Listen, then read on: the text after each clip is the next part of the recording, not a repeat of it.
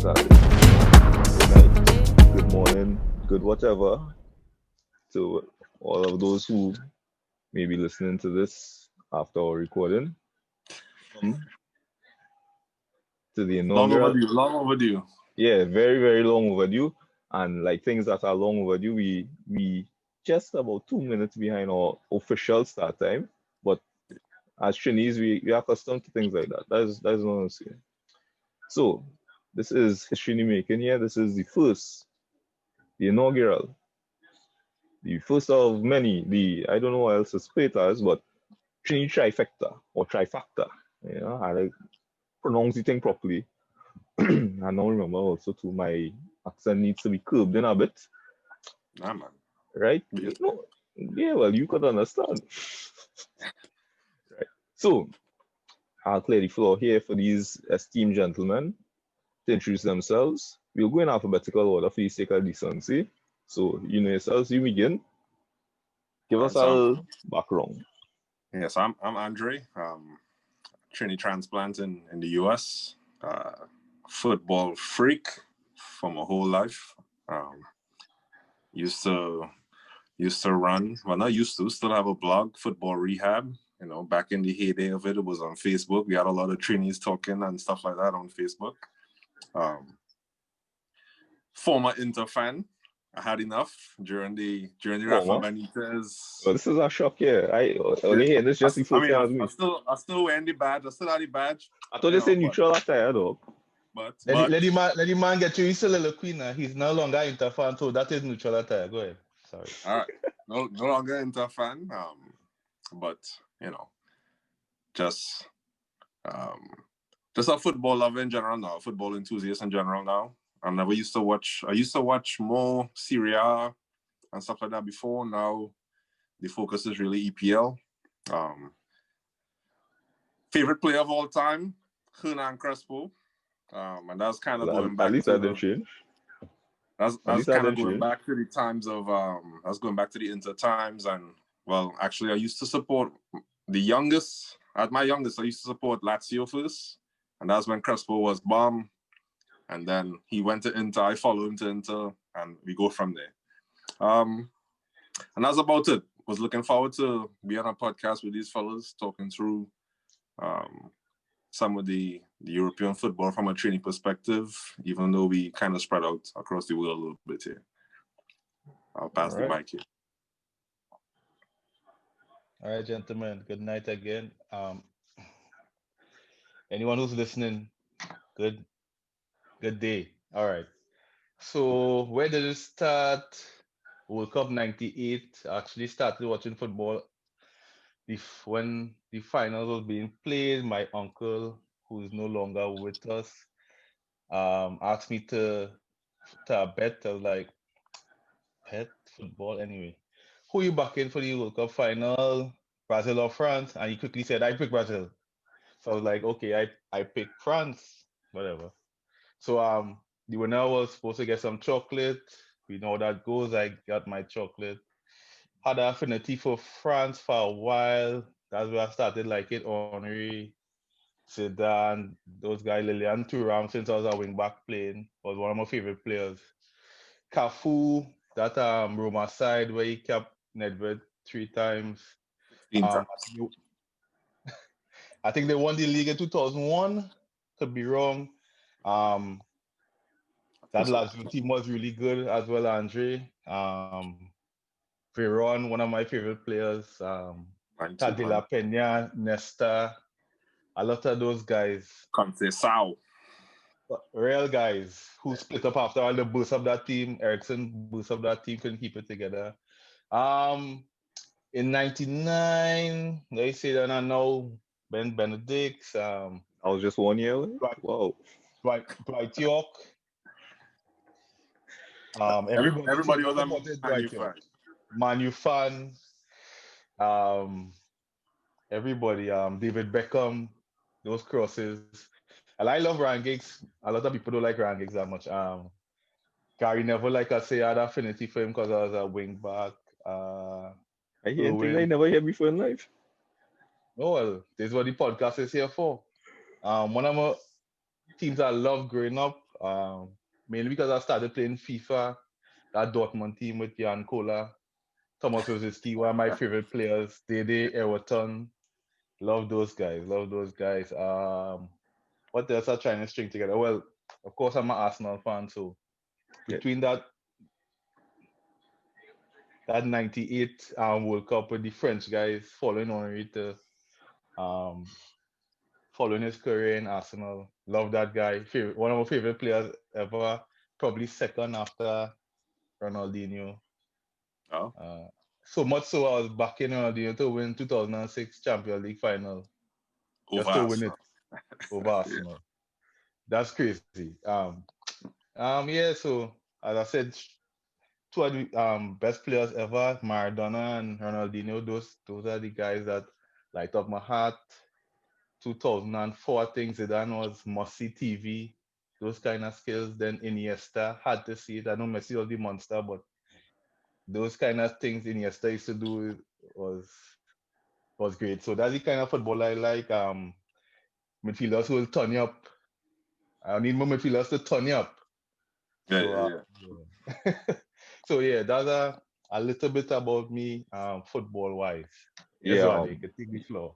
yeah. One thing though, up to now Yeah. you're calling him, dog. I just say it. After all that, you didn't I mention any. didn't. No, you Well, didn't. You didn't. That's why I was saying, like, you my start name talking about 1998. It's my think name like it's that is least autobiography. my name is least important. Osei. Most of you guys were who had that name? Kafur, who used to play for Bayern, Angola International. I think he was he Angola? Anyway, Sami Kafur, Sami Osei Kafur. Anyway, you don't know him? I didn't know All that right. one. Yeah. Thanks for your Cool. education. Right, and me bringing up the rear. My name is Zwade. It's pronounced Zwade. It's spelled Zwade. Common mistake. I'll allow you 3 times. After that, you'll have a Right. problem. How was the Cannot mistake do was made? How was that pronounced? How was that spelled? Yeah, when I read it off, they say Zwade, but it's Zwade, Okay. right? Okay. Right. So that's just a mistake. Football to me is something I grew into loving. Due to several weird experiences. It is as a like a 5-year old, being the youngest boy in the street. You're trying to play football with the bigger fellas, and I talking about men who's like 10, 12, 15. There's only one Boy. place you're going to be, right? So you getting rock up in the post all the time. You thing, men. So I eventually started. I really didn't like football in the shit. I like cricket more early in the like secondary school era. But about 1997, I mean, my brief forays into watching football and thing, I just was drawn to the color red. By the way, I'm from Trinidad and Tobago. I'm extremely patriotic, right? One of my, so, I just like Manchester United for the simple reason that they always just used to find a way. And I like the mental resilience and all that. And I see, say you holding his face here, right? That's something that we could talk about, right? And me, again, being a Trinidadian, because I believe people are drawn to things that they could relate to in some way. And when Dwight York went to Manchester United, well, it was all over Grover. That was the day now. I signed my papers one time. Yeah, I'm a Manchester United fan. In fact, 1998, my first email address, I had to come for that password. I just need something. I mean, yeah, well, they could go and use it. I don't use that email again. But I mean, football to me is one of the most, I don't want to say equitable, but the potential to be equitable sports. You don't necessarily need to be freakishly tall. You don't need to be rich. I mean, certain things would help. But on any given day, anybody leveraging their strengths, their abilities, their system could have a happy ending. And I mean, going into secondary school, the vibes are the like we had intercol assemblies. Intercol is our secondary school, high school league. The vibes just bring it the front. I remember I'm in that was our form 3. We traveled to another part of the country And somehow I just ended up running around the field with a flag. Kind of crazy. I don't know, you know. But it brings back memories. And one of my biggest regrets, I think, is that the fan culture, especially locally, is something that we experience by proxy. And we have our own potential down here. I remember FIFA 98 was one of my earliest football memories. I always had this dream of trying to be making the World Cup. And I'll admit it now. I'm sorry, EA, I had a pirated copy. And, you know, I stayed up all night in FIFA 98 at the National Stadium in perfect detail, all that, you know. FIFA 2002, I had a read-only copy of the CD, so it was not saving any games at all. So I had to go make Trinidad and Tobago, edit teams, and leave the computer on 2 days to qualify for the World Cup, you know. And I remember my best football memory was 2006 because not just the fact that Trinidad and Tobago qualified again, the vibes, but the amount of people I fall out with, my two uncles especially, both of them they won in Tuckle at their various generation, and then they never really give me the credibility because I never even really played at the highest level. I played probably second 11 because from an early age I had choice to make. Anyway, but favorite player ever, Ronaldinho.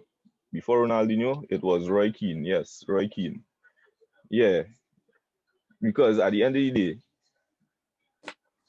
I like the midfield because you could do everything. I was never really like a goal scorer because of my experiences. I naturally have an inclination to defending, and so that's one of the things that, especially for me, I have the theory that football is a great metaphor for life. That's why I have the strong belief that the team that you support kind of gives you an indication of your personality. What? Yeah, I'm serious. Like, What does that mean? What does that mean for today as a Manchester United or Arsenal fan? all right, as a Manchester United fan, I could tell you because you know you're capable of doing better. You're probably harder on yourself due to the lofty standards you had set, and just for some reason it's just not happening. And no, because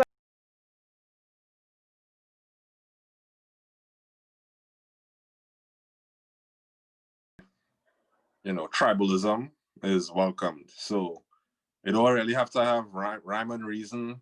Basically, in football, a real fan is supposed to follow a certain team through thick and thin, through different managers, through different all kind of things. So you have people who support Manchester United from before Alex Ferguson.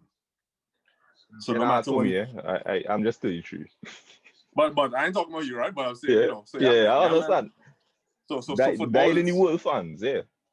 so football is supposed to a real fan is supposed to follow a team regardless of coach change, philosophy change, players change. It's supposed to follow the team.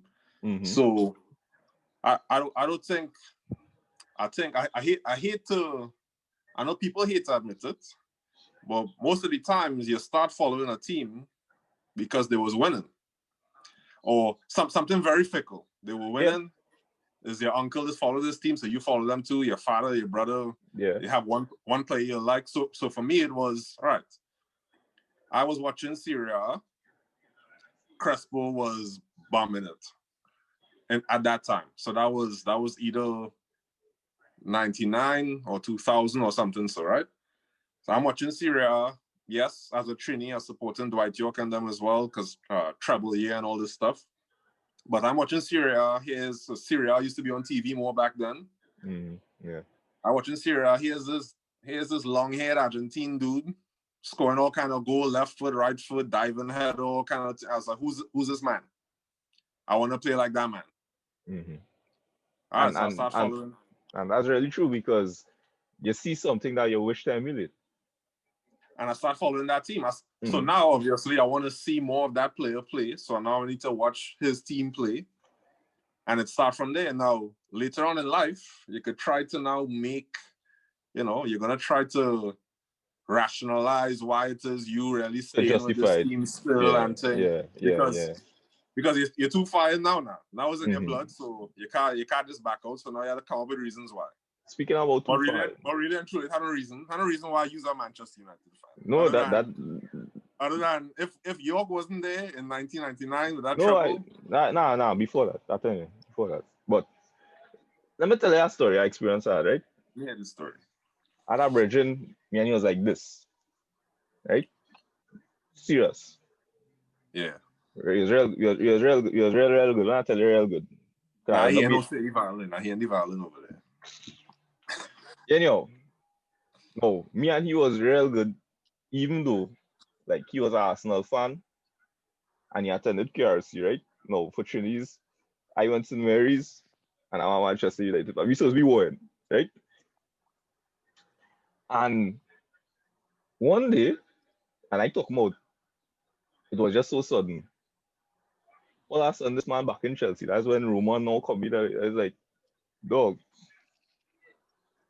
what you doing? I was like, you're not a Chelsea fan, dog. You never was. You're an Arsenal fan. When I come across by you and we played PlayStation, Manchester, Arsenal. That is what it was. It's like, dog, Arsenal just don't make sense, dog.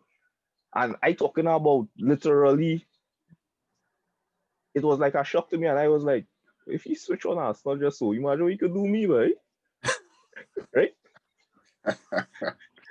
And I remember that was always, that's why I'll say the metaphors I could get from football it might seem like a reaching, but the reality of the situation is the reason for the rhyme, why people do certain things.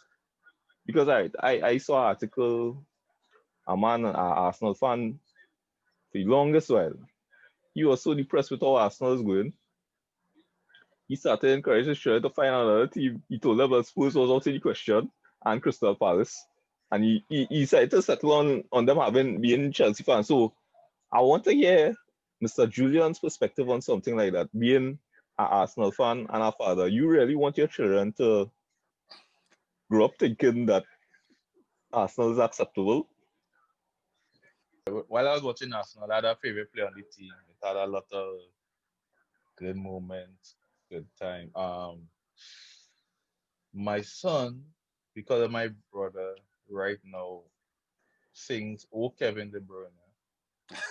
Um, So you see the and I have to influence of live, uncles. and I have to live with that. Because let me say last season or last 2 seasons, he was the best player in the league. Well, he and Salah. But yeah, so the way Arsenal playing, it might be hard to convince him, but I'll try my best. I think that ship sailed. Who would I tell him to look at? Well, this is what I'm asking. What?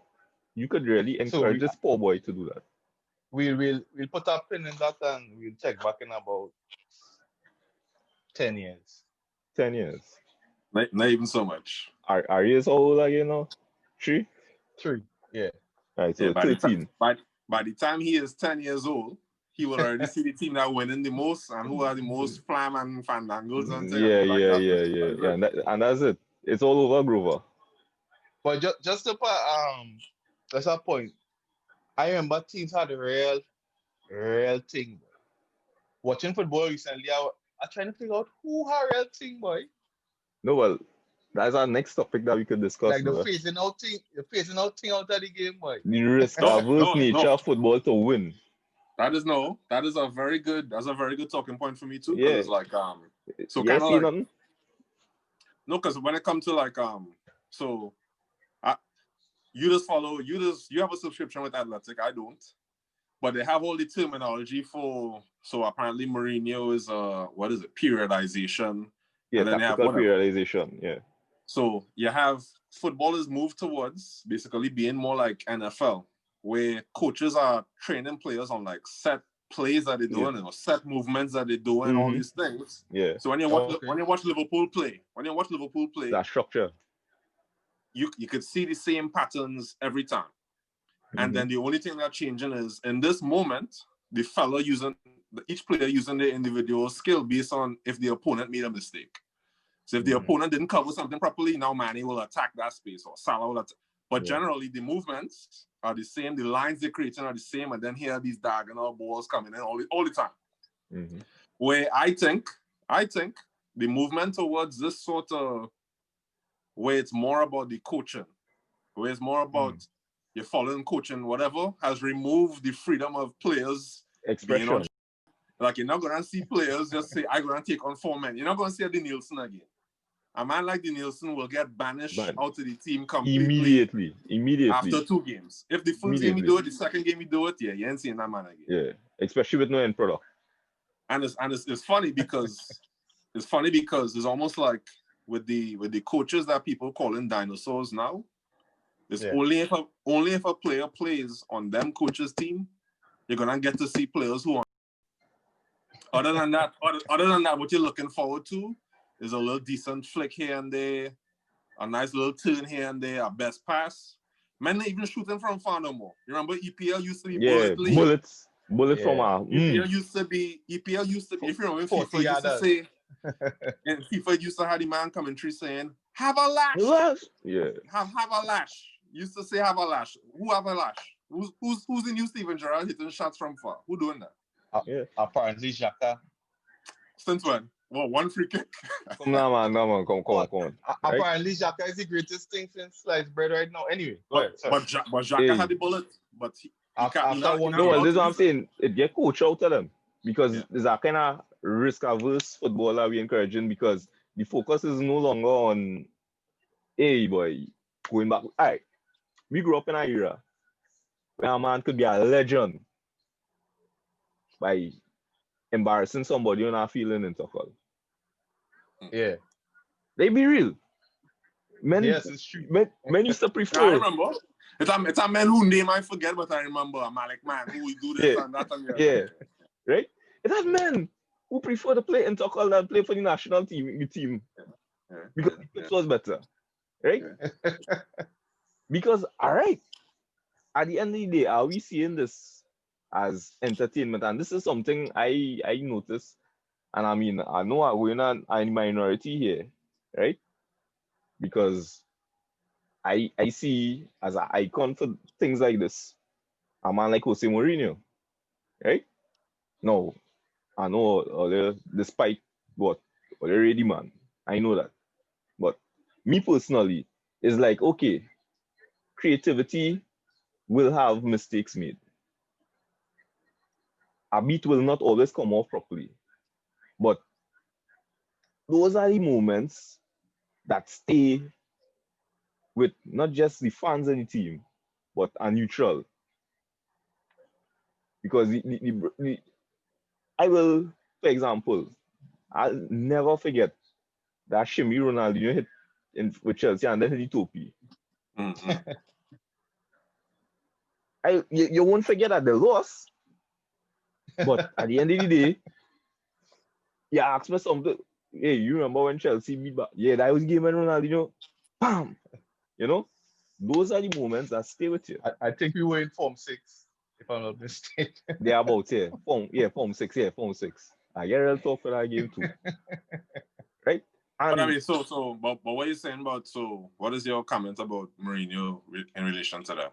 All right, just last week I was reading he and Dele Alli fall out again, right?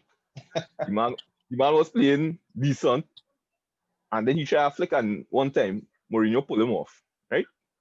Yeah. And I've heard many stories like that. I remember Sean Wright Phillips, the man now bring him on. He found 2 men, drag a man, bad pass. He tried it again. Mourinho take him off. You understand? Also with Joe Cole, Fanaman, and do the Rabona, call it. Yeah. When you do it, you're wrong foot and behind the leg. Yeah. And Mourinho went off on a tangent because the man do that. No, again. It was a terrible cross here, but no, that's what I'm saying, right? No, I understand the coach at the end of the day, his job is to win. A man like Mourinho, win. That is, you don't want to hear nothing about. He wants to win, right? But if you want how I should say this, boy, is the how you think football would be played if winning or the result didn't matter?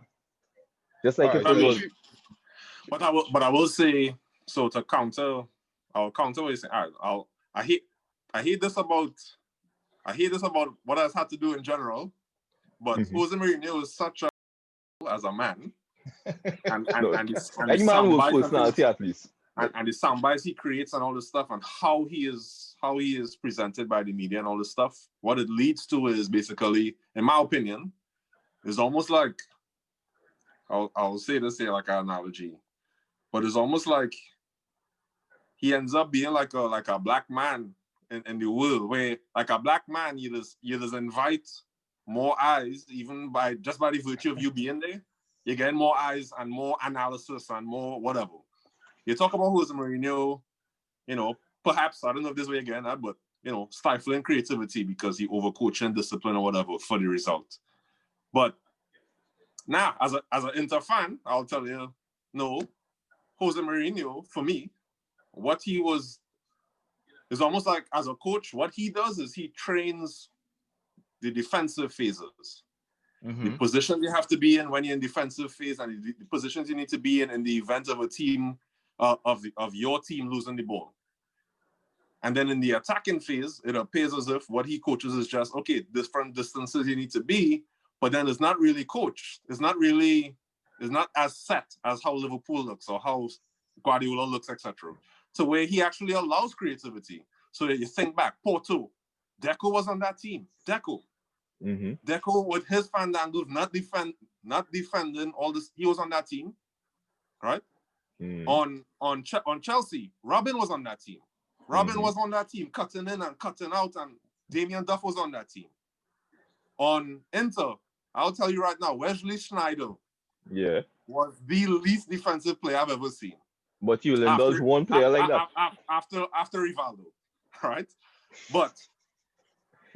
But I remember, yes, Mourinho You'll indulge one went man like that. Well, no, he indulges. So you have one man per team. I think for him it's more about, okay, I have coached what is high risk situations where you do not lose the ball. Fair enough. You're a skilled player and you're gonna try your shit. I can't coach you not to try your shit. But if we're in a situation where the team is overloaded on one side, whatever, that is not the time to try your nonsense. So I remember him going off on Balotelli and Inter for sure. But at the same time, that Inter team had charisma, trying all kind of strippiness and Trivella a whole day. And he was playing charisma because he bought him and he wanted him to work out.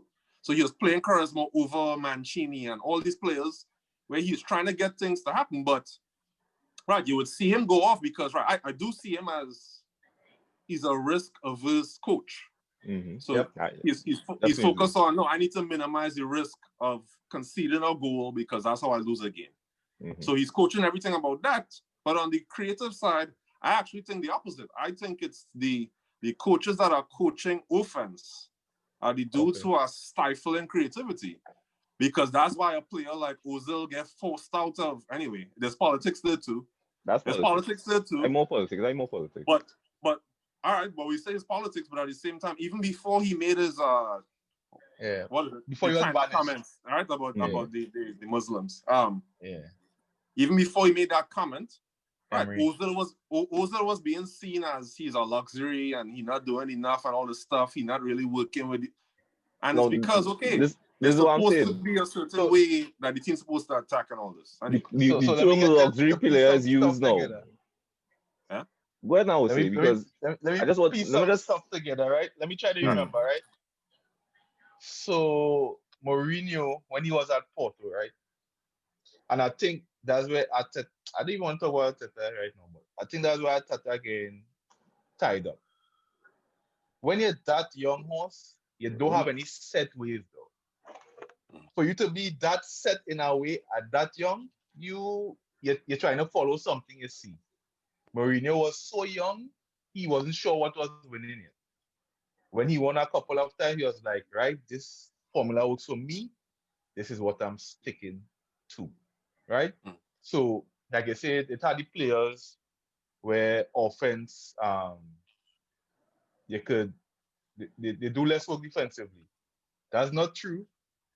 Robin and Damian Duff had to cover that touchline. Yeah, they had at to. least come back. Listen, I'm not saying they didn't have to cover, but I'm saying he didn't stifle what their creativity was. But Try your that's flick. my point. That's my You point. are allowed right? to do that creativity because they say once you come back, you could do what you want. Here's my point.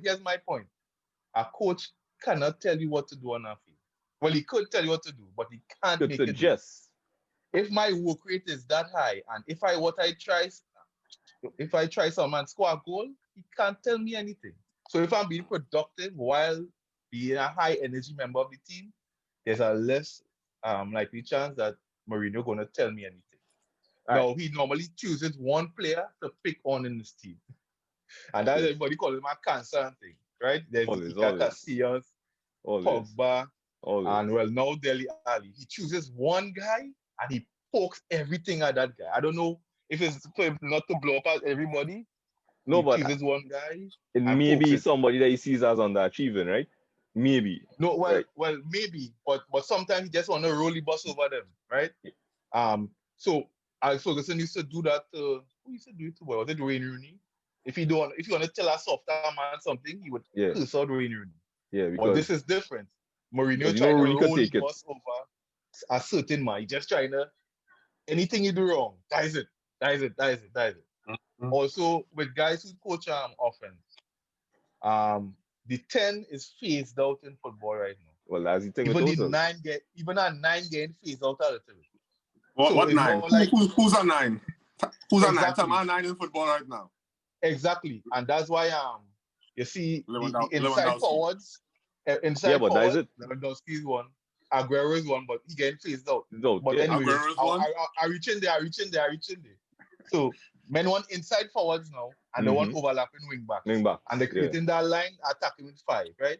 Mm-hmm. Even when Pep was in Bayern, he tried that. Lewandowski and Molan had to figure it out. Huh? He tried underlapping wing backs. Inverted wingers. Inverted wingers is the term we use. Right? So no. I'm talking about the wing backs used to run on the inside. On the inside. So the forwards take the width. And then they come pull the width and come through the middle. Yeah. I remember a time we were talking about if Pep overcoaches too much because he likes to tell each of his players what to do at what time every time. All right. And they said I'll take out some creativity. Maintaining overdoing maintaining control. Right. But Robin was still cutting and slapping. So it has certain players don't care because I will score every time. Yeah, but Messi wasn't. You couldn't tell Messi what to do because Pep. I am the player, and sometimes coaches. Phil Jackson not win without Jordan, Kobe, Shaq, these guys, and I think that's where Man City is suffering. Pep thinks he could win without certain players who could do it. Since he lost out on David Silva, Kun and Sane, players who might take a chance and beat one man, then slip our ball instead of playing the ball first time more. Because if our team sits back and sits behind the first ball, it's easy. But if I break one line of defense, a man had a scamper to come and cover me, I can slip it then. And that's with the all thing. These guys now, without Kun and Sane, City looking a little above average. Yeah. And that's what I'm saying is I actually think a lot of what is said about Mourinho, people are not realizing it's actually true for these other coaches. So think about the thing about total football has been around forever, right? I forget who's the originator back in whatever prior to Dutch with Cruyff channel. There was like before that from Hungary or something. So Hungary. Who coached AC Milan? I forget his name. No, before Saki, before all these man. Hungary. There was a Hungarian guy that inspired Cruyff. But whatever. Everybody all over Total football has been around forever. The reason why it's so hard, the recipe is there, but the reason why it's so hard, it does require a player that can take on players. Mm-hmm. Yep.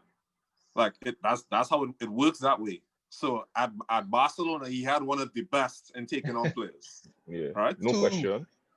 Well, I'm talking about Messi. I want to focus on Messi this time, right? But he had one of the best.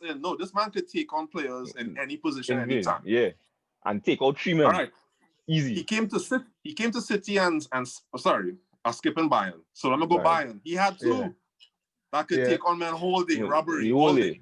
Mm-hmm. All right, he comes City and he buy men who look. But all right, I'll say this and then I'll say the other part about it. So I think he comes City. Sylvain Kuhn was there. Sorry, go ahead. Yeah. Sylvain Kuhn was there already. Mm-hmm. But remember, them scouted with the intention he was coming. He buy Raheem. Nah, I think that was the before. He buy Raheem. Raheem could run. Raheem could take on man. Yeah. He buy Mahrez. He buy Sané. All these men that could take on men so that this total football could work. Because all right, at some point, if your game is that you're gonna hold the ball whole game, naturally what the other team gonna do is retreat. Sure. Mm-hmm. No, they're gonna retreat. They don't have the ball, so at some point it becomes either they're gonna try to rush the ball or they're gonna sit back. Retreat, Depending on where you have the ball. You can't break them lines with just passing side to side. At some point, somebody will take on somebody, stretch the team, and then do whatever. Right? Whatever. That's Manchester United problem right now. When I look at, in my opinion, I look at players before and after they play for coaches. Right? I'll look at, okay, what was their characteristics before? Was their characteristics after? Look at Riyad Mahrez. Riyad Mahrez for me is textbook where you have coached out of this man creativity. Yeah, you're damage. Right? You overthinking. And I think, okay, I try to think about, okay, whose players that Jose coached where after Jose or with Jose, they have lost the creativity that they have. John Obi Mikel. What? John Obi Mikel. When Messi win goal, right? This is what I'm saying. John Obi Mikel was attacking midfielder, brother. I'll just tell you something. So in my opinion, the players who Jose does ruin are the players who he has fall out with. Whoever is the man he fall out with, that's the man who stopped playing the way they used to play. And they lost the creative spark and all. Everybody else is actually get a dimension where, because I think, this is my opinion, because he is not coaching it, them men having to learn to be better creatively. They have to figure out how to make plays. All these best counter-attacking moves I've been seeing from his teams over the years, Real Madrid, Ozil and them flicking and Kaká, all this stuff. Then you look at Inter and they're doing the same kind of moves and whatever. You can see, okay, he coached the part of it that is this is the distance you need to be. You need to be around here, whatever. But I'm watching these players, I'm like, I watch Milito at Genoa. I watch Milito at Inter. Who the hell is that guy? Right? Is it Mourinho coaching at Inter? No, I don't think so. No. But I'm seeing a man he's at the top of his creative ingenuity, the player. But then I look at Pogba, right? Pogba's the other flip. So Pogba is, I watch Pogba at Juventus.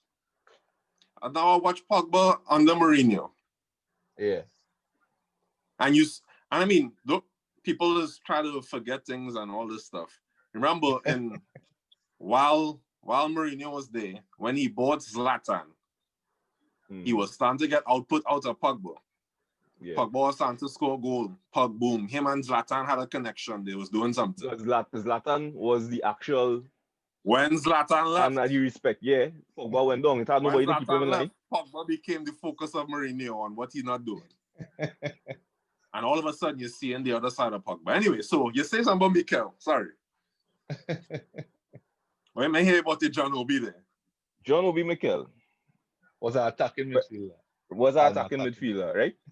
When Argentina win that Youth World Cup, Messi get goal on ball, right? Right? What was it, under 21? Under 17. 17. Under 17, right? Under 17. And I'm passionate about this, right? Because the silver ball... Black, because he's black. No, not just that. The silver ball, right? Was John Obi Mikel, right? Yeah. Manchester United by him. But did John Obi Mikel give away 2 penalties for them for Messi to win? I think he kicked down a man 2 men. Anyway, go ahead. Sorry. Hold on. Right? Manchester by him. Around that time, Peter Kenyon, Chelsea game, right? And so the new he was at Manchester? He didn't play. they had a signed agreement, right? Yeah, so when that's the next reason I had a hatred against Chelsea. When I get Peter Kenyon, he had all the targets now. So that was Drogba, that was Robin, that was John Obi Mikel. All of them were So wait, supposed to be Manchester United just to players. hold your thoughts, right?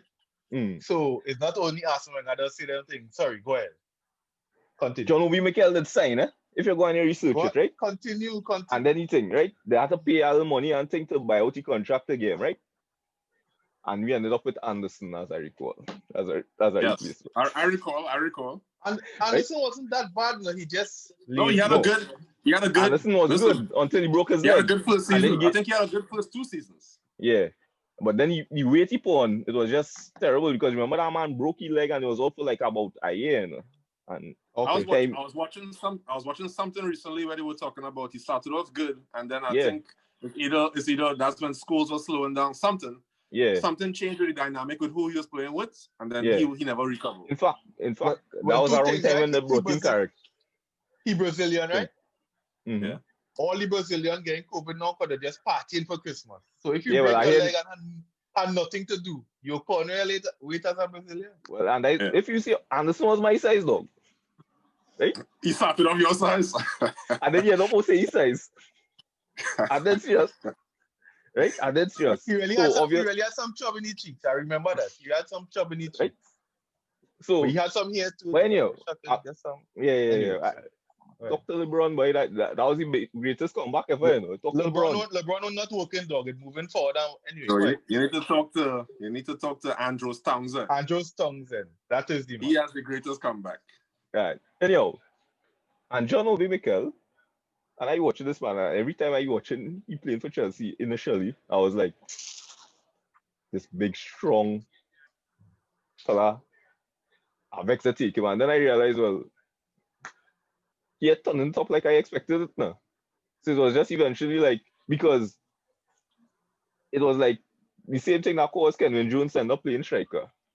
I read enough see this man. I said, oh, look at the dimensions on this. What you doing in the back? Go up front and score. He was a defense in Finland.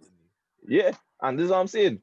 But coaches, a lot of times see certain physical attributes and say, nah, I could use them here. Right? And all Jose Mourinho players has been big. Yeah. Or he does what players that could scrap with you. That they're not just... Okay, so hold on. So just to make sure, refresh my memory here. Mm-hmm. So was Mikel bought with Ranieri before Jose and Chelsea? No, that is when Abramovich realized, nah boy, this man out of depth. He realized he needed scouting. So that when you went to Obi Mikel came in with Mourinho. Yeah. Okay. Right? Because I tell you, they have all the players. They had Drogba, they had Robin, Obi Mikel, them 3 men get off. Right? You could go and research. And we saw that Cristiano, Zlatan, X, Y, C. That's my God. No. And I looked at him and he was good, but I could stand by. You could go and Google it now. Let me make this point, right? They wanting tall, physical, athletic players is something I think Arsenal should get back to. Yeah, because they are not spine otherwise, you know. The beside that, 2004 or 3 or 4 team, that was a 6-foot team though. Average. And that's what I'm saying. And in 1 year, you change that team to a 5'8" team. Because why? Because Barca playing nice football. That's what I guess. That for me is a very good topic we could have, a conversation we could have is about Barcelonification. Remember, I wrote a blog about that one. Yeah. But Barcelona being successful for me. Yeah, it is. Okay, I'll check it. Barcelona for me changed football because they win so much. Because they win sextuple or whatever it was. I don't think they won sextuple yet.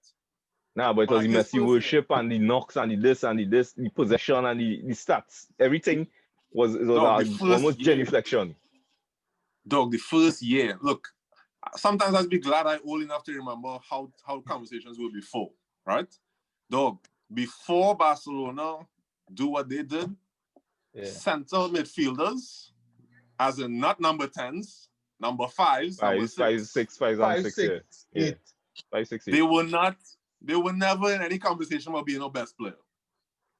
All of a sudden, people start talking about Paul Scholes is one of the great, all because of Xavi and Iniesta. Xavi and Iniesta changed the way, like, because Barcelona win, everybody start talking about these men. Before, football used to be all about number 10s. All about. There was Roberto Baggio. I think Scholes used to be in that conversation, I think. You think who? Scholes was in that conversation. Never. I always think people were saying Scholes he had his ratings, but I don't think he had his ratings, but I wouldn't say he was in that conversation. The same way. A lot of Spanish players like him. A lot of Spanish players like him. Benzema better than Ori, so it's hard to take what Zidane. But the same way how, so like up until that point, Xavi was still Xavi. Xavi was still Xavi. Turning around 360 on men whole day, turning. I want to take that point after you're done. Right? But Xavi was still Xavi. But until they win all that shit, nobody's talking about Xavi. Xavi was on the same team with Rivaldo. Nobody's talking about Xavi. Once they start doing their thing, Xavi was on the team with Ronaldinho. The team that Ronaldinho was bossing. Who was in it? Who was in midfield? Yeah. Wasn't it Xavi and I forget who it was? Yes, they had a. I forget who's the man that used to be Thiago Motta and thing too. Motta. It had our next man before he do. Anyway, but Barcelona went and changed football, like all parts of football. Appreciation of them men in center midfield. No center forward is necessary. You need to have inverted wingers. You need to have high press, counter press, all this kind of thing. All right, Osei, we have. Thank you for bringing up that topic. And this could be part of my chest burn segment. Yeah, we know this is your segment. The chest burn segment is really for you to think now. Don't make it Arsenal fan TV. So I'm gonna make this first point. Because of social media, right? I think that's one of the reasons I started to hate Barcelona. Right? Yeah, I used to actually follow Barcelona because they used to play so much football. Not the overhype, it's the need for your team for you to support either Barca, Real, Bayern, or somebody was, and everybody come on. The players, people who love football, people who don't love football. Just you need to say I support some team and I'm choosing a side and I don't care what I'm saying and just keyboard warrior right now. I was like, dog, let's see. Anyway. No, for everybody forget how much load Ronaldinho had to tote to drag Barca back to some semblance of a good team. Barca was terrible.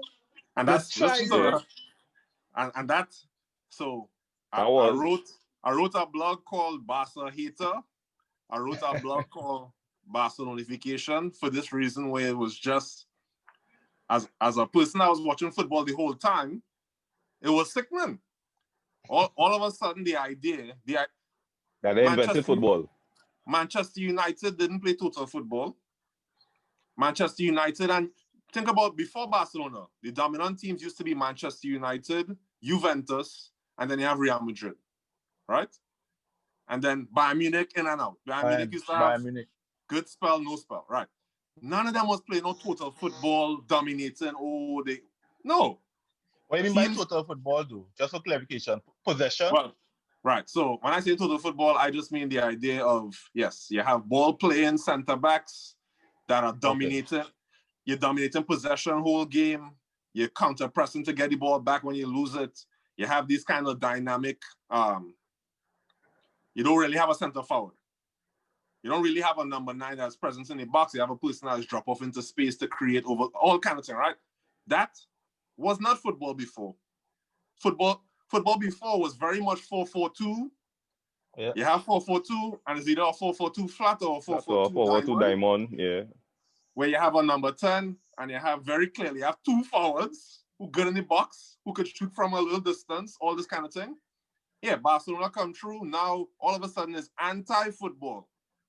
And that's why that make me get I was real wrong and strong. I was real now I like counter-attacking football. I remember that. You talking about look at Juventus, Del Piero and Trezeguet. Look at that team. That man wasn't dominating. I dominating the game whole day. No, it was. They will sit back. They have best defenders. They'll break you up. Counter. Smash you up on the counter. Manchester United, all the punishing and they wave after wave. That wave after wave was because they sit back. If they lose. Counter. Counter, yeah. That wave after wave was they had good defenders, solid defenders. They rely on all they come back. Roy Keane and Scholes and these solid defenders gonna break it up and launch our best ball for gigs. Counter. You say Scholes is our best defender, you know? No, I didn't say our best defender. I said he'll break it up. But that's a mistake. He'll break it all right. up. I heard Paul Scholes can tackle at all. I mean, you heard that or you saw it? He couldn't tackle well. I can't remember that part of it. But let me come back to my Ronaldinho. He deserves more praise though. I remember Barca buying everybody and the mother who tried. The player that comes to mind, Saviola. Yeah, boy. Simao Sabrosa. Just buy every youth that has some potential to try to do it. Charisma. Everybody. Charisma.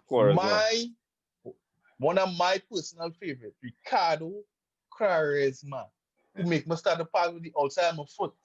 Try it. And I could pass it with my left foot, outside of my foot, right? When they bought Ronaldinho and the guys in the midfield next to Xavi were Philip Cocu, and it also had Davies for a while.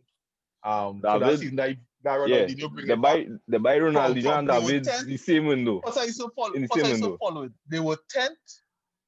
Ronaldinho come in, injured that thing. Then he started to play. The first game, run through and hit one pipe. One bullet, one pipe up in the thing. I remember that vibe. Right? You see what I mean? This is what you remember. The moments. Or third, right? Yeah, third. And this man total whole team. Then they bring in and they said too. And I used to tell people that Xavi, before winning, was just ordinary though. Before Xavi won everything, he was ordinary. My unpopular opinion is, yes, outside of how people think football should be played now, those players are overrated in my opinion. The tempo setting. That position, the number 5. The number 5 for me, as long as you are like, so I know you and me talk about Wijnaldum before. Yeah. As long as you are as good as Wijnaldum, that's all the team need. You don't need to be Xavi spinning around 16 times.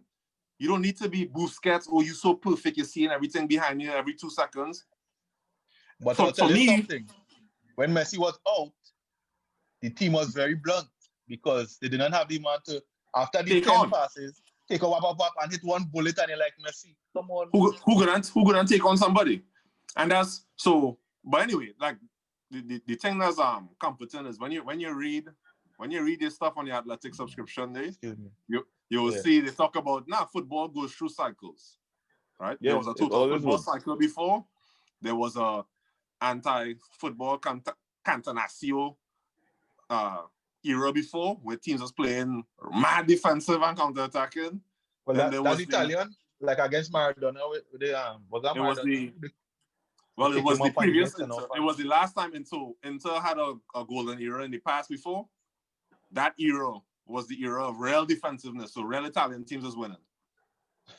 and then I think, all right, so after that, and we could look at this, but I think after that is when it was, is either after that or before, boy? I don't know. But then you have the next wave where there was like a moderate, so in between. So now you have your 4-4-2s and your blah, blah, blah. And then they switch back. You have 4-3-3 come back. Then they switch again. Right? So it's just, now the new wave, I agree with what you say 100%. The new wave was made worse by social media. So this new wave coincided with Facebook coming out, and then here comes Twitter. So now you have these people with the hot take, no editorial, like there's no editorializing, right? There's nobody stopping it from going out there. So now everybody spitting out their 2 cents on what is anti-football, what is real football. Yeah, but everybody have an opinion. No, and that is what makes it harder. Apparently, the only way to play real football is to play like Manchester City and Bayern Munich. What? If No, you're but not playing I like believe at that time I believe that playing like how Arsene Wenger used to play was the real type of football to play. Yeah. But I'll say somehow I'm missing that a little bit in today's football. What's that? To me, just seeing one guy take on a man, just work on the guy. You might come And short, that's what I'm one saying. pass, one touch. You might take him on a run. You might come back, and you might start to work on him. One fan, step over, take him line, try to beat him. The Luis Figo type, right? Who father the Cristianos and the Griezmann. You had That's the what I'm saying. license Yeah, to work on a man. the exercise. Sometimes I miss those things. That is what made football worth watching. Let's be real. I miss those. That is what made football worth watching. I mean, so don't get me wrong. I think so. I mean, I think the Klopp, the Jurgen Klopp style, the even Hassan Hutel at Southampton, right? So when you watch the style, when you watch the style, no, there's something creditable about it. You could see this good shit. Like this is good playing, right? Yeah, something that. But the part that's disgusting is right. Because of, I think because of social media and all these boardrooms, everybody have the same aspiration. They want to play the same way. Because of that, what you're missing now is, dog, I wish Leicester still had Ranieri. I wish Leicester was still playing their 4-4-2, drop back, have a dribble on the wing, and have a fast man running in behind. Because it just changes what you're looking at. So it's unpredictable. It's almost like once a player do good enough to get bought by a good enough team, all right, all that's done immediately. Yeah. So because the stakes you remember how good the stakes are high. Do you remember how good Ousmane Dembele was before he went Barcelona? Yeah. Aside from getting injured frequently. That dude is legit two-footed. Part of it is his fault. The man doesn't train good. And he always breaking up. But the man legit two-footed. Dribbling, going both ways. Yeah. He gone Barcelona, he injured and thing or whatever, but at the same time, how is he playing now? How is he supposed to play? I remember when Neymar first went Barcelona as well. Don't get me wrong. They end up making it work. And ended up making it work to spectacular effect. No, because here's how it worked. Here what was happening. Messi was getting a little older, and all they needed was legs, right? To take Messi to a certain point. If the team is under pressure, give Neymar the ball, he will create some space. That's basically what happened in a nutshell. But I remember, you can't coach against that. I remember you can't really coach against that. You can't stop that. There's two players Pep signed. When he signed them, I was real vexed when I started seeing how it was at first. So there was Neymar, and then there was Alexis Sanchez. When Alexis Sanchez went Barca, I'm watching this man, they forced him to go so wide, he had to spread the field because he had to run your underlapping Dani Alves and all kind of shit, whatever. But I'm watching this man I was watching these players before. Yeah. When you watch Neymar before Barca, if that man was allowed to go on a team where he was allowed to just be on fandangos. Just do what you want. Yeah. So if Neymar went, it's almost like if Neymar went, I don't know what's the team. What would have been the ideal team? Straight to PSG. If he went straight to PSG, or if he went, I don't know. It had no team really going on and encourage you that kind of. No, yes, Ancelotti. Wherever Ancelotti was. If Neymar went to a team with Ancelotti, we would have been enjoying all kind of highlights for years. All kind of things we'll be talking about right now. But there was a time when Messi got injured and Neymar create all kind of magic, just was sprinkling because he had the license to do whatever. And that's my favorite. That's what I'm saying. My favorite clips on Neymar. Much when we have that is encourage that. Huh? Yeah. Neymar make the man and this is what I'm saying. This is what you'll watch. Yeah. This is what you'll watch. The man get cap and lie down on the And this is what ground. I'm saying. But Yeah. I think Barca was good for This Neymar. is And I also think him leaving Barca was bad for him because he needs structure. He needs someone to give him some structure. the creative impulses in him. I don't know. He I needs just somebody to kind of guide him. But he I has no understand discipline. why. I He has no understand why he left. discipline. So he kind I of just needs a think he should big not. brother. I don't think it was the wrong move. I think I understand why he left. I think the league on is the wrong league. It's just Okay. no matter what, you could never talk anybody into saying it's just as legitimate as something else. So that the mistake was at that stage of your career, you can't go France. You have to go Germany, England, Italy, Spain. That's the options. Once you go below that, you go in France, you go in Portugal. All right, you could be banging it, you could be good. But who watching? Did you watch Bruno Fernandes in freaking Portugal? Did you know he was this good? Not consistently. To that point, I wonder what our scouts do because Bruno is so good. Right? No, but would you watch him in that league? Again. No, you're not gonna watch him in that league. Even so, right now I hear people should be looking at Memphis. People should be looking at Memphis again. Because Memphis has matured as a player and all this thing. But who gonna watch Memphis? Leon? Who gonna watch Leon play Auxerre every weekend? Right? No one like think again. about the next one who blew my mind, dog. And I wish like we could have a segment where we're talking about what I wish could have happened, right? But it's like, dog, could you imagine if Payet had played in freaking EPL longer? Do you only remember how good Payet was? Why did he leave? It was, for that 2 seasons. But that's the whole thing. So it's just all these men who West Ham was going through some problems. If you go France, the man wanted to go back home. Yeah. Well, if you go France, no matter how good you're playing, there will always be an asterisk. So Cavani, he wastes the best years over there. Zlatan, granted, Zlatan went when he was like 28, 29 or something. So it wasn't his best, maybe 29, right? So it wasn't his best years, but at the same time, it's prime. Well, at the same time, they shifted, even though we couldn't see because they have money bags, they shifted the culture of PSG to a higher level. That's what they say. I don't know. Maybe. Right, but then Ancelotti say that. Even so, all you remember Javier Pastore? Yeah. Waste of talent. Marco Verratti, your boy. It's a bad move in terms of even if you're playing good, doesn't matter. You're playing good in France. My issue with Verratti was, and you say that is not really an issue, but for me, if you are playing higher up the pitch, maybe. But you see where he playing, and to me, he wasn't as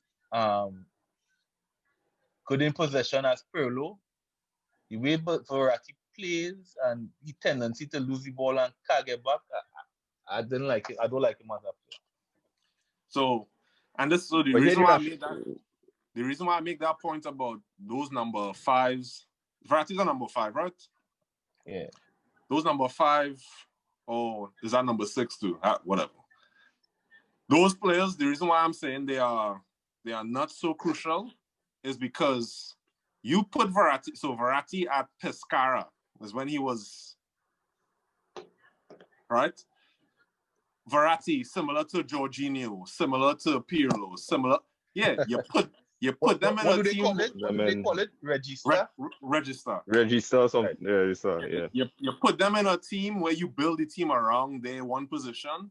Yeah, they could be absolute ballers. They could be absolute ballers. Like when you watch Jorginho at Napoli, it was ridiculous. Right? Absolute ballers. All right, but then you take them out of that system, absolute crap. They can't try nowhere else. Absolute crap. But the system is like and for me, system. And for me, that's why I don't rate that position so much because when you look at if I put Zidane in a 4-4-2 flat, 4-4-2 diamond, 3-4-3, 4-3-3, no matter where I put Zidane, the man is gonna be a bomb player. He's sharing thing. Bomb player. Ronaldinho, if I put him in a 4-3 up front, if I put him as a false 9, if I put him in It the don't midfield, matter. if I put Ronaldinho as a register, bomb play. Tolom Shane. All right, but if you're telling me Michael Carrick, that Manchester United man, does want to take out their draws for, right? Michael Carrick. He's a system player. Michael Carrick. If you put Michael Carrick in anything other than a 4-3-3 with support, absolute loud. Not. Hey, good point. But the man, you know who fathered all that? Everybody else tried best. Who fathered all that? Ancelotti. With his Pirlo. Ancelotti, when he couldn't find a way to play everybody side off playmaker. Who the other Gattuso and thing. He had to Christmas tree. Find our way. Christmas tree then. 4, 3, 2, 1. The Christmas tree. What? Christmas tree with your boy. Christmas tree with your boy Rivaldo out wide. Rivaldo couldn't even make that side really. And that's a different chessboard, but how I see it, Man City the Christmas tree. Pirlo need runners around him. Absolutely. Those kind of guys need runners around him. Jorginho need runners around him. Pirlo needed Pogba and Vidal. 2 men who could get around that pitch. You need them runners around you. I'll be honest. Those guys can't play without runners around. I'll be honest. I don't really rate Pogba. No, but in Juve? Even at Juve, right? So remember he used to be... Hold on. He used to be in front of you. Him out. Even at Juve, if you remember, he eventually won the position, but he used to be battling with Marquisio for that position. You know? Because he was Marquisio was a boss. All right. But you think about, so people talk about Pogba. And again, a lot of times, and this is unfair to Pogba, right? He's not choosing how people are talking about him. But people talk about Pogba as if he is Kevin De Bruyne or some sort of real creative front foot forward playing player, right? When really and truly, no, Pogba is more of the Pirlo mold, really and truly. Yeah, he's a player more. He's a player that, look, he has some touches in small space, but what really and truly, what Pogba real talent is he could hit all kind of pass. He could hit the diagonal pass, the lofty pass, the outside of the foot pass, the dip, the scoop. You see any pass and you think, Pogba is he's not Steven Gerrard. He's not going to run. Jara ball up and carry it. Doing that. Andre Zwade, to me, that is when Pogba is at his best. Even though he doesn't like to do it. When Pogba goes from box, to me, is that when he looks his best. That's asking him man to do that. Well, how are we doing it? But I guess because you need people around him to do it. Because again, that same creative, you can't see man lazy. I will always say that it would have been easier for him to dominate. When Mourinho had to go in box to box, he was scoring a lot of goals. And that's it. So the thing about it is, he's actually in his mind, what he likes to do is be Pirlo. But he has the characteristics where coaches watching him and saying, nah, you need to be Stevie G. You actually to do this. Yeah. You need to be Stevie G. Except when Pogba hit a pass too short, he going, yeah, and he again where he's supposed to actually run down your bad pass. He's going, it was close. It was close. That's what Pogba's want to do. And what you have as a result is what? You have your team stretched and all this thing. So anyway, I was saying I don't really rate Pogba, but it's more because, well, I see him the way he see himself. When he actually plays in his position, okay, he's good. He's good. But that nobody's playing in that position. Everybody wants him to be Stevie G. Because and as Stevie G, I'll be honest, the man is a liability. Manchester United and that is the problem. Manchester United is better off playing Fred and McTominay than trying to figure out how to fit Pogba in. Because when Pogba's in that team, when they lose the ball in transition, they are dead. Yeah, they're dead. Sure. They are man down already. For sure. They are man down already. And Bruno is very much more effective when Pogba is off the field. Yeah, well, for the same reason. Because they're trying to facilitate Pogba creating So Bruno had to pull It's like a aside, pants, dog. drop further back, and all this kind of thing. My But philosophy of that is like it's like a pants. It only have room for one asshole. Right? They be real. I Man, never hear that one. I never hear that one. no, that's just the reality there. Right? The man had to be it had to run through him, right? Yeah. It I see can't what run you're saying. it had to run through him. But it's not his Right? fault. It's not his And fault though. It's not his fault. It's not his fault. It's coaches no, it like is his Zwade. fault in a sense. No, but it's you talk It about is it his fault earlier. in a sense. You talk about it Yeah. earlier where coaches watching your attributes and trying to fit you into something. So it's not his Yeah, but what fault I'm that saying coaches is, say. right? I believe, especially on Ole, Pogba had ample opportunity to be the man, right? And because he wasn't delivering on that, they went and get Bruno. All right, but think about They it. be real. Before Bruno, they were trying to play a 4-3-3, Mhm. right? They were not playing a 4-3-3 where they're saying, "Hey, Pogba, you sit as register, and here's these two men running Yeah, next and to you." then Fred didn't and do that. somebody behind you. Yeah, They didn't do that. they What didn't they have did was, what they do the man was, that them deep. nah, Fred, you are register, or Fred, in you front. are Kante. Well, Pogba, that's what you they're need to trying be to do. In a Pogba, way, you need to be they wanted to Pogba, have you need to somebody be in David front of Silva. Pogba to Pogba, you kind need of to be David screen that Silva, liability. Steven Gerrard, De Bruyne. You need to be all these men in one. Which he can't do that. And Yeah. then so Mourinho, And that's what I'm saying. Men will perform good in systems I agree with them. They be real. I remember,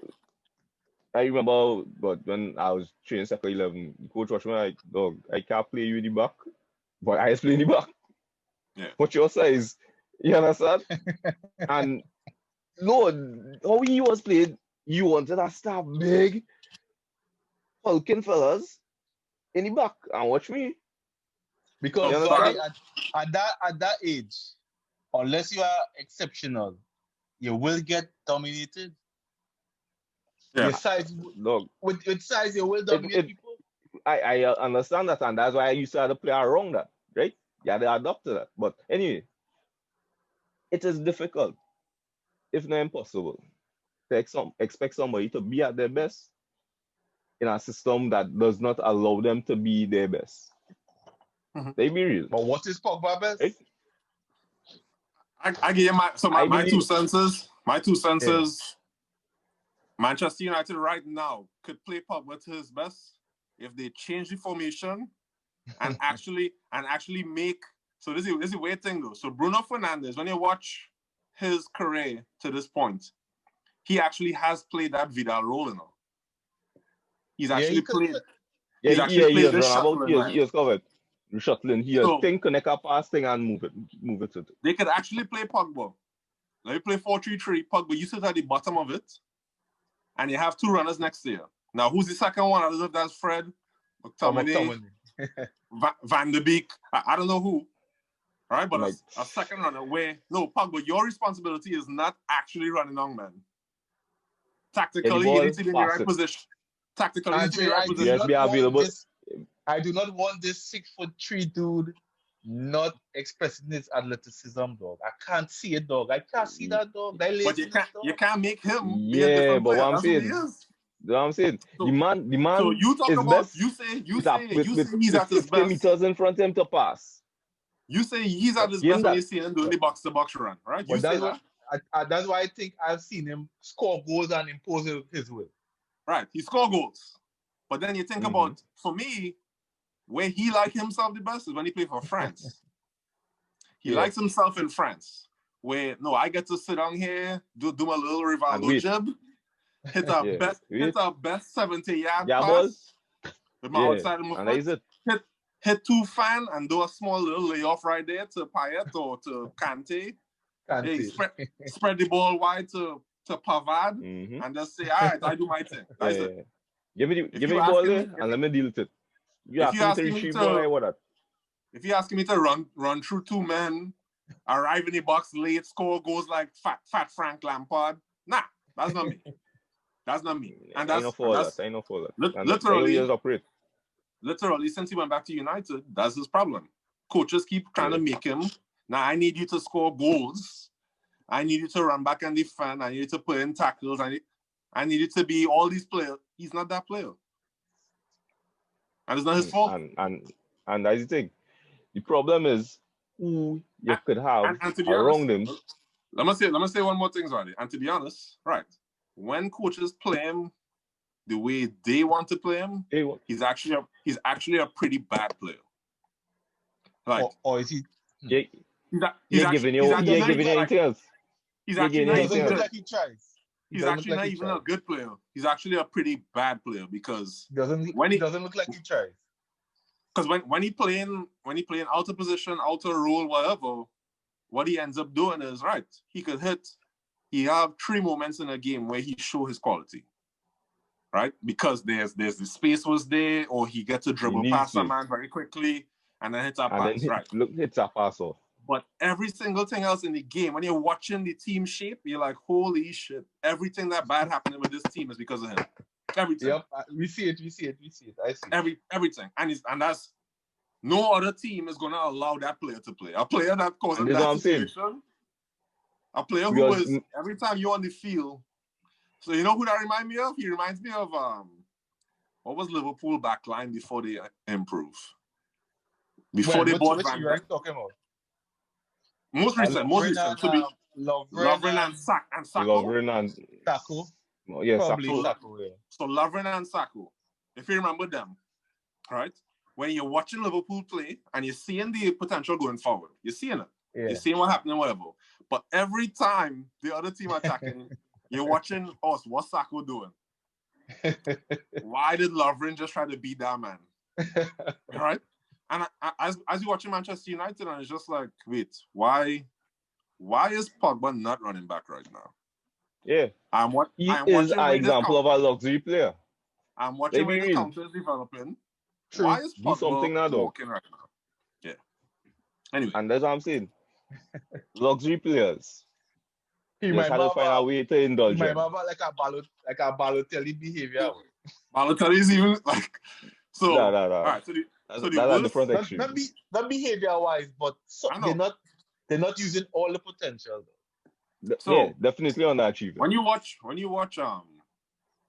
so have you ever watched Messi off the ball?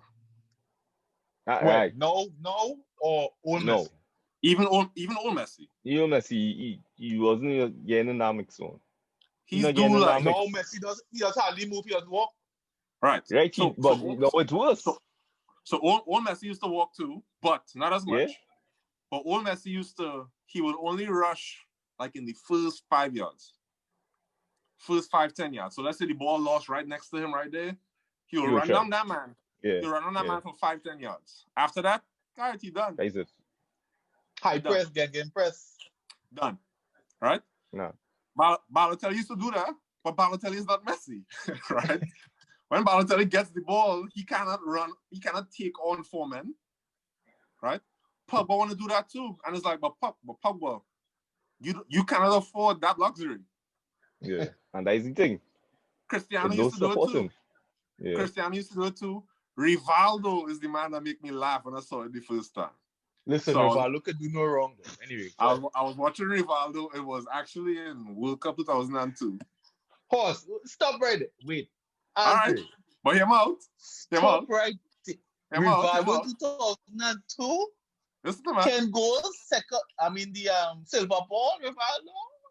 But I'm making the point of luxury players. You allow them things because they gain you something. Luxury players have to be phenomenal the other way. Yes. You have to be phenomenal the other way. Unless you gain me something else, no, get them making sense. Yep. It does not make sense. What are you hoping for? I ain't really hoping for nothing in 2021, but I'll just talk about 2020. So 2020, 2020 was COVID and real social activism.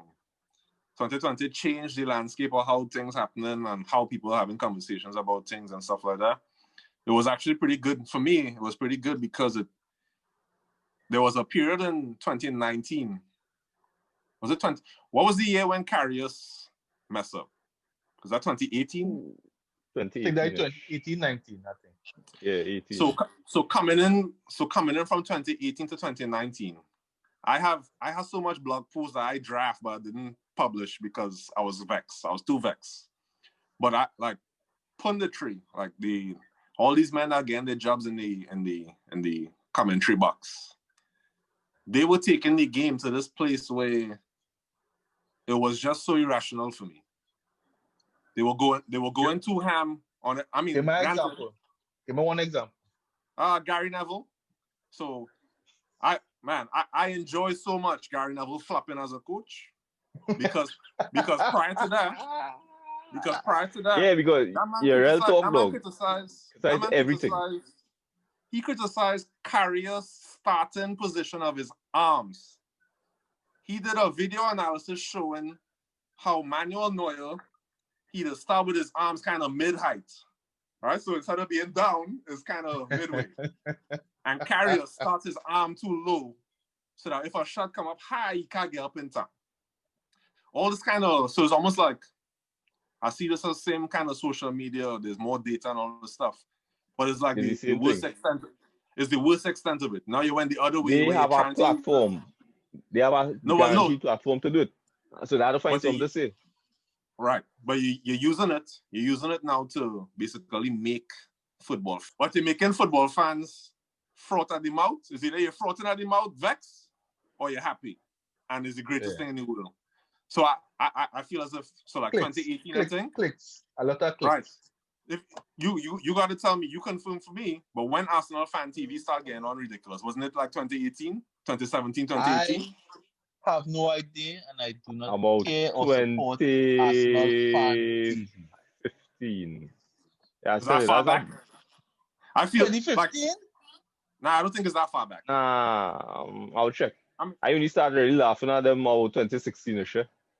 But so for me, it's kind of like all them things happen at the same time. So it's just where all these pundits start getting ridiculous, whatever. Anyway, so all that to say, 2020, Black Lives Matter, George Floyd dead, it had ripples across the world, COVID-19 hit hard. It just make all these people have to talk differently.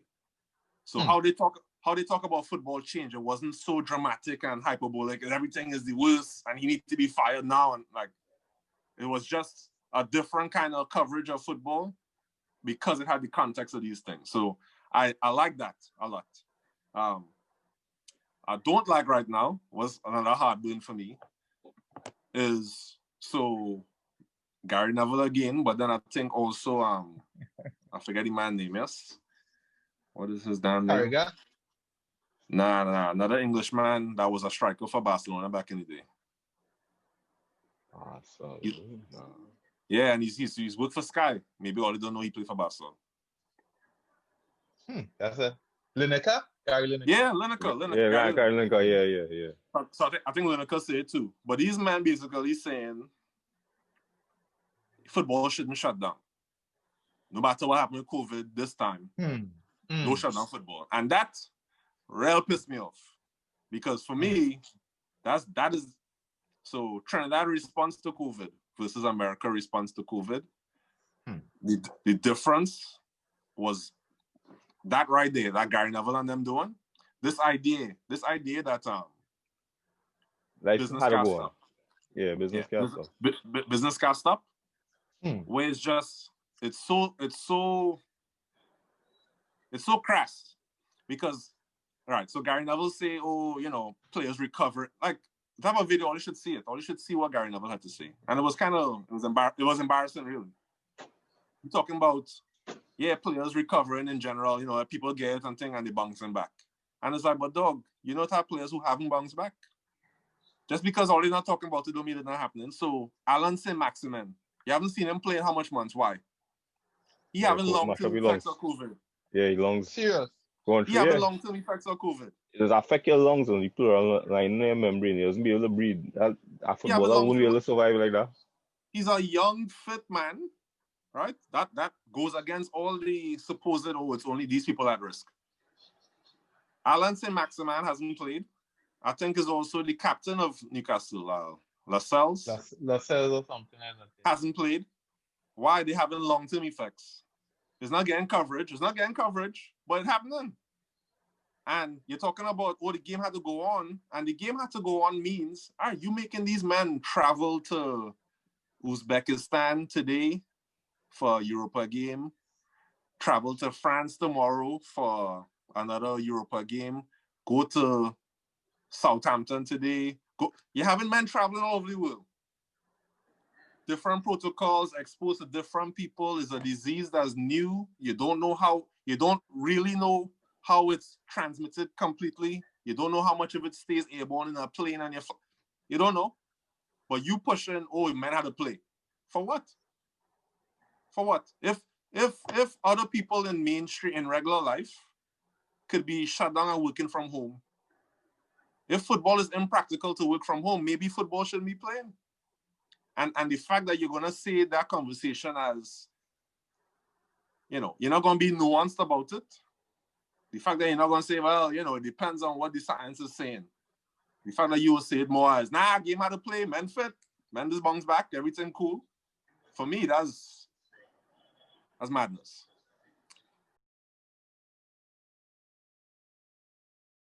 So FPL was also good. FPL is a new thing for me. I mean, this is my 3rd year doing it. So last year was the 2nd year doing it, and it was interesting. With all the COVID things affecting transfers and player fitness, and you don't know what's going on and all this stuff. Last year I was following it on Reddit. This year I found Twitter, and the Twitter FPL, they call themselves the FPL community. These people are something else. These people are psychos. So it's have people who doing it. I mean, they're clearly doing it full time. They make, like I told you guys about, they make spreadsheet planners for when you make a transfer and price trackers, and people doing a lot of analysis. So the part that's impressive is it almost kind of goes hand in hand with the Pep Guardiolas and stuff coming into the game. So the people coming into the game on the football field, on the club level, have affected the kind of fans that you have now too. So there's a lot of fans now that are very data driven, and it's I will say, as a football fan all these years, it's good to see this other side now. So there was always the side of the former players who talking about, tough tackling and heart and passion and blah, blah, blah. And now you have the people talking about, no, underlying performance metrics they're trying to develop, expected goals and big which I find chances. bullshit. That's bullshit. I hear that. I like it. I like the different dimension, because now you have, like, literally in FPL, you have men that they don't even watch the damn games. And this is what I'm saying. Serious. You have men who... Them just based on stats, just on pure stats. You have men who, they're not even watching the damn games. They use, so let's say it's 3 partners like us, right? So 3 partners. This one man is a very good programmer. So you have his data model, he feeding whatever. So if you Then he have the next partner. You have the next partner that is watch games. So they just call it the eye test. So you have one partner who doing the eye test. Meanwhile, you're using your statistics. So you have your statistics and you're like, all right, so these are 10 players I want to buy. And then you talk to your partner who do the eye test and say, all right, so I'm looking at this man. So, for example, I'm trying to think about an example. Oh, so you remember all they asked me how you choose Lamptey so early? Yeah. Was it Lamptey? I asked about Lamptey earlier as well. All right, somebody asked me about Lamptey. Somebody asked me about somebody else. All these players that I pick early is because, I watching these men and their stats, and I'm like, yep, that makes sense. It makes sense. Expected goals. Really and truly, I think it's a bad name of a metric. So people miss. That's XG. That's XG. Yeah, XG. Yeah, that's XG. Oh, you're going after expected goals. Those are expected goals. So people misunderstand it because of how it's named. But really and truly, all expected goals is talking about is, okay, let's say starting today, you started collecting data on, all right, when a man shoot from the corner of the 18-yard box with the inside of his right foot, most of the times it's going near post, and then most of the times it will score, right? If you start collecting information like that from today, in 10 years' time, you will be able to say, based on the type of chances that were created, what's the probability of those chances being goals? That is literally all it is. So it's saying based on these types of, so it's not just, if it's a shot in the box, it's the type of shot in the box. So based on the type of shot in the box, what is the probability of that being a goal based on the historical data? So it's a very good metric because it's based on, in real life, on all these games, usually if a man gets a shot, so for example, if a man gets, Osei, you tell me, Zwade, you tell me, if a man gets a free shot inside the 18-yard box on his dominant foot, she should be high. most likely going to score. Yeah, it should be high. If a man shoots halfway between the 18-yard box and the halfway line, with two defenders in front of him and the keeper on his line, all right, it's not going to score. So you just look at, so the part that is fascinating to me that I don't understand is, well, who's collecting the data? Yeah. Who is the man that distills all this down? logging? Who's the man that's logging? Okay. Watching every second of the game. Every second of the game. Yeah, he should score that. In basketball, is SAP. I don't know I can't remember a fan who does it in football, but there are people who collects all that data. So it's right? So I think it's up to stats. Yeah, but basketball is totally different because in terms of the scoring, you could get consistency, right? 9 times out of 10 in one game, this man at this point in the court, he shoots and he scores. Here's how they do it. Going under the ring with a man on him, left-handed, he might score. Shooting from the key, top of the key, with a man on him, spin around jump shot, how much percent he scored? And that's what I'm saying. Your sample size is bigger. Your sample size is bigger. So your quality of data. I don't see it as different, Zwade, because it's the same. I mean, it's just probability. It's easier for you to collect definitive information to say, well, right, yeah, this man, I mean, and like be real, American sports built on stats, right?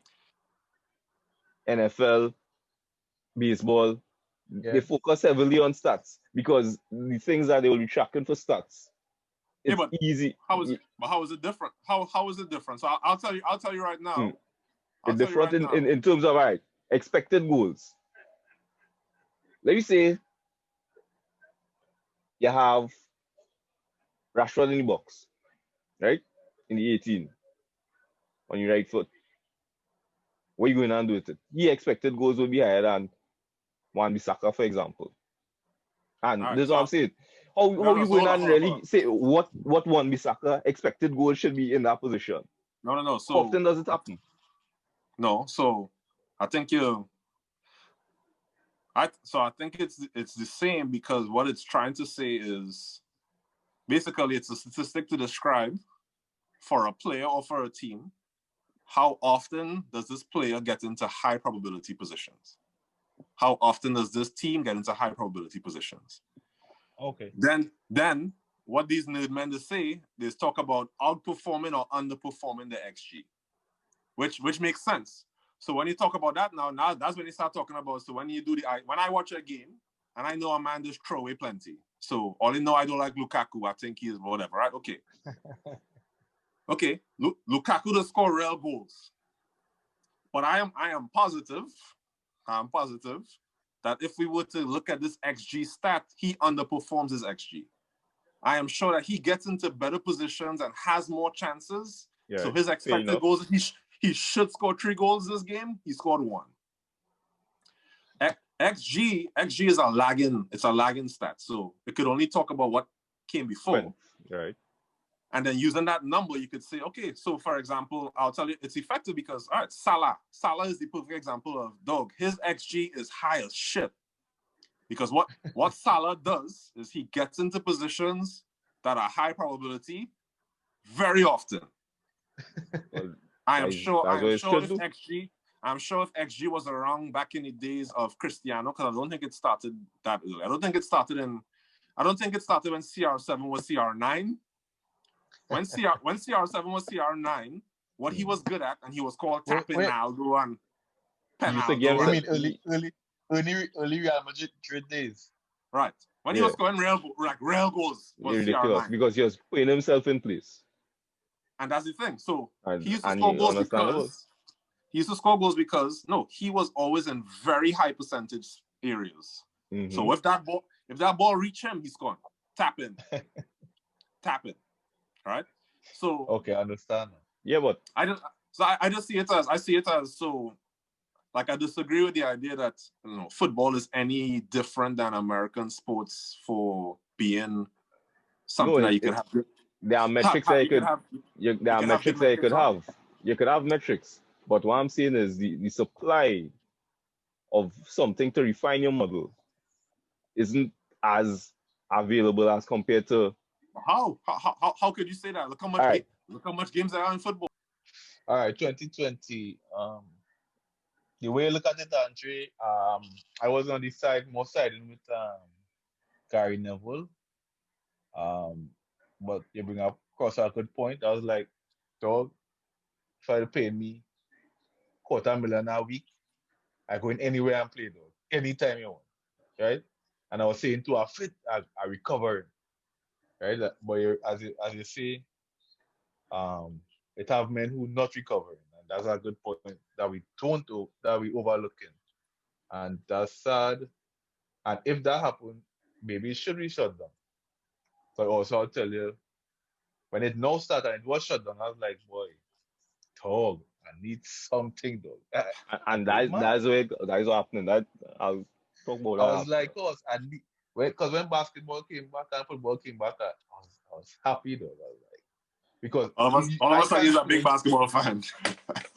No, I always love basketball. I know. Since they say, anyway, but it was like you had something to focus because it was COVID and your home is not like home was a problem, but the longer in one place, you can't go and you need something to break the monotony. You just need and that is what everybody to going think through. about outside, right?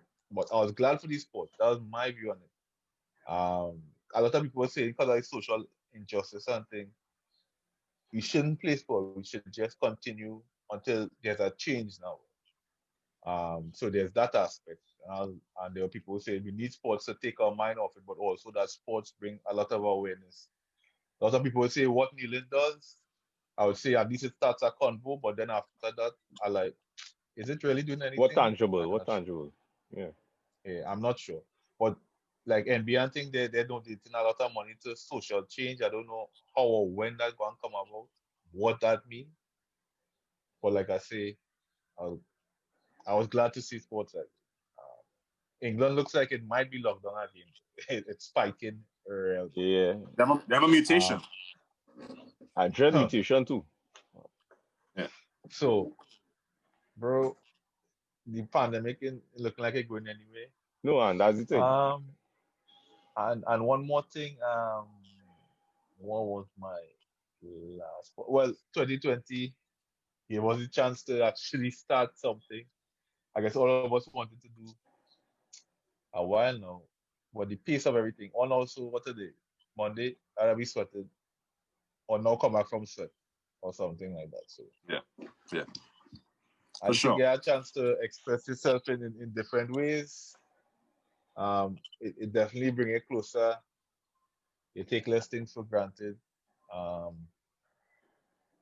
You take even though our job frustrating, you might take it less granted because men losing the job like all kind of like wildfire, men losing their health, family, things like that. So there's perspective in everything, but still glad for that sports, that outlook. That's 2020 for me. 2021. It looked like COVID heading into 2021 strong. I don't know how the vaccines would ramp up or stop the mutation. So you see how that goes. So it looked like lockdown for a while still. So you see how it goes. Yeah.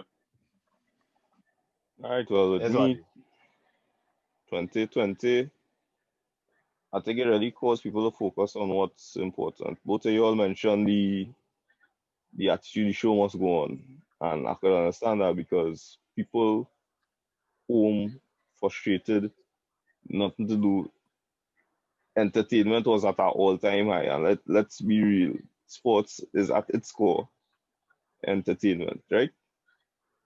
what I didn't like especially, and that's that grows with me with a lot of sports right now, but especially I've seen it happening more and more in football is the attitude of capitalism dictating the game more than it really should. Hmm. Because all right, let's be real, right? It's not no fat match them men going out and play for. It's not to say boy people board home. Like, you go and entertain them a little bit now. Yeah, 18 men and meet men so. It has to be pain. If it has pain, it ain't making sense. And that is what colors everything. You pay 80 million for a defender and he just the root cause of 90% of the calamities and just because of that price tag you had to play. Right? And that also now makes people do things and probably overread into certain things because remember when the scout Chest burn section going. no Sorry, I shouldn't be interrupting you. Go ahead. Sorry. there's not that right. I start my chest has started burn yet, right? Because everybody it getting removed just like how people might be consider themselves forex traders or something like that. Just looking at Why you do something that? I'm shocked. No, because until you have money in your hand, really and truly, you can't really prove you do it. You take it. You call yourself a farmer if you have a farm on Farmville on Facebook. They be real. Yeah, that's some tangible to show it. So anyhow, what I'm saying is football could be affected in so many ways by the capitalistic outlook, right? Look at the efforts that they were trying to make with to form the merging of the English leagues and where certain clubs will have more voting rights than the others, right? And even though my team would have No benefited, relegation. it's a terrible idea. It keeps stratification going, It's an American idea. right? But American sports have no relegation. yeah, but it's a terrible idea, right? In the sense that it makes it less the results of merit, for want of a better term, less likely, right? So I mean, this year we got kind of changing perspectives as to what's important, and as you rightly mentioned, we also had to enjoy it while we could because today the City Everton game got cancelled, COVID like that, right? And don't forget, this is December. Men does be playing 5 games in 15 days, all kind of madness. This is peak entertainment time, right? You a man like me who usually would be busy. December is one time I show, hey, I get in a good stretch of games because this is the time, And given how things looking, the abbreviated season, the effect on men physically, mentally, all kind of thing. I, as a cynical optimist, I I don't see it getting much better next year in 2021. I hope it does. I think the only thing that would be, so Osei mentioned it, the thing that would be the saving grace is the vaccine. Well, yeah, but let me talk a little bit about this. So them right? athletes will get the vaccine first. Right, but there's the problem, right? Most of the versions of the vaccine were built on this premise. There's a activation chip. Think of it like an access key card, right? The virus attached it. So it trained anybody to recognize the access key card. Right? It was easier than trying to weaken the vaccine to be a point that it wouldn't full up attack you, but be strong enough for anybody to recognize it. It was easier for them to deal with the access key, isolated thing. Right. But if you realize access key giving problems and you ban it and they get an next access key, what's your position? And that's my rationale with the virus because a lot of the mutations right now, they're saying that the spiky protein, which is considered the access key that allows the virus to enter cells, is what the mutation is happening on. So you're going to design a vaccine to recognize one particular type of access key. And as you're rolling it out, you say, well, dog, new year, new me. You understand? So that's our next type of vaccine. Yeah. And that is why, I mean, I'm not seeing as cynical about it Based on my position, I should be a little more optimistic, but I being real, just as a realist, right? I not seeing it getting much better. And the only good thing about it is that then we will stop. Well, not that we stop, but the focus might not be on watching it on our screen. It might go back to basics where we first were introduced to football. Me, you, some fellas in the neighborhood. You Yeah, understand? but if you ain't getting to play, we ain't getting to go out and play either. No, I Zero, mean, none. no, I None. mean, the only risk associated with professional football is not just the players. There are thousands of fans rubbing up on each other, jumping up on each other, all them kind of thing in close proximity. The likelihood of spread and contamination. That's why they're saying, well, they're trying with a bubble. You understand? At least keep the players isolated. The football, the risk is really brought about primarily due to the amount of people that could potentially come in contact with anybody and you can't trace it. If But a that's the man risk to the fans. Yeah, but the risk to the fans could translate later risk to the players. Because a man could bounce a man who bounce a man who bounce a man who bounce the kit No, man. no. What I mean by that is the idea is okay, they can do things to control for the players. Yeah, but you can't control the fans. You can't control the fans, but that means, like you're saying, all right, we are the fans. Right. So if you can't control for, I don't know if the man I'm gonna sweat with has ever been tested. Well, right, and this is what I'm saying. The sweat now would turn to, it won't be you taking randoms in your sweat. You just driving by, hey, you don't want me to take a touch by. You understand? It will be literally, this man on the street boy, we are playing. You can't come and play with us. You might be able to Or straight even that men on your far. street though. But even men on your street though. Well, this is what I'm saying. You might take a chance 3-on-3. It might boil down to it could end up literally being that because the need for a break in the routine, entertainment, whatever you want to put it, is going to arise, right? I see it and what I'm saying, right? Then you'll have to wonder how the football will be played. Because really and truly, it's not gonna matter. It's just where it was intended to be entertainment. It ain't going on how a man stand up and watching. Right, it's only here think no. The entertainment now going to be you going to express yourself. It come off great. It don't come off, it don't matter. So maybe that, I don't know if I'm thinking too long term or too idealistic, but that might be one of the few good things that will come about as a result. The cynic in me see it going the other way, right? Yeah, that's the hard part. The cynic in me see it going the way of all of us will be on lockdown, and then only certain teams could play. Only teams that could get certain protocols in place will be allowed to even play each other. So all you could do is watch certain teams. So all this kind of and that's what will make the stratification even worse now because resource wise.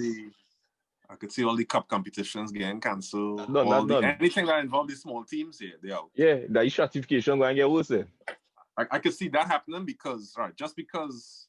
Yeah, but an instance of that Spurs was supposed to play somebody. Yeah. And they canceled because 4 men get COVID and then it just rampage through everybody. Look what they do Napoli.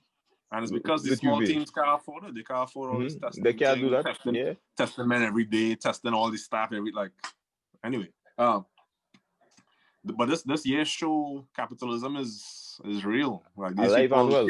Yeah, they make people care about their money more than anything else. So capitalism is just rebranding as slavery, in my view. All these they care, dog. They care.